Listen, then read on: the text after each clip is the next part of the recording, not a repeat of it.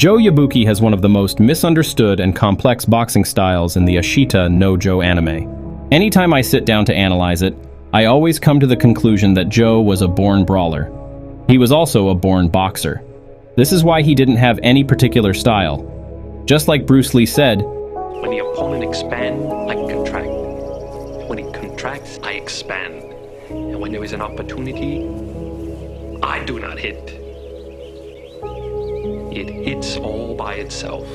Bruce Lee famously stated that he didn't want to have any specific technique or style, and this is how Joe Yabuki was built.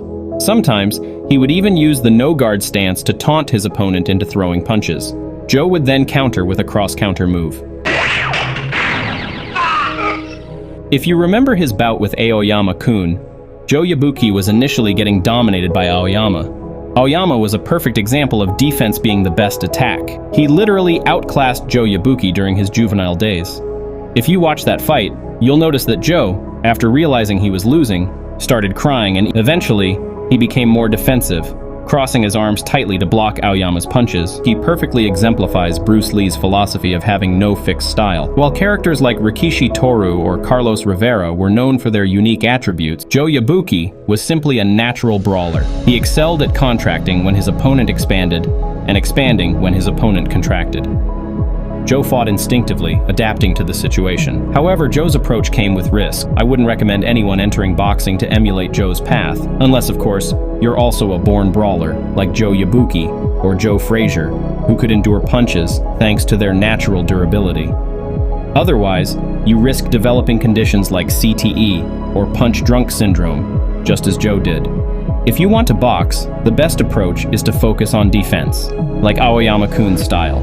I personally admire Aoyama's defense, and I believe he's one of the most underrated characters in Ashita no Joe.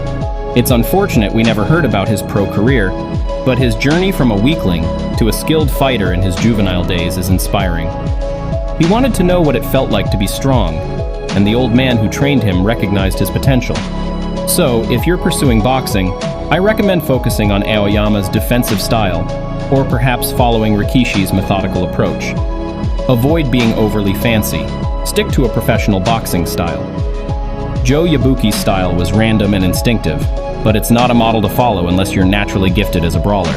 Thank you for watching, and I'll see you in the next video. Don't forget to subscribe for more Ashita no Joe videos and analysis.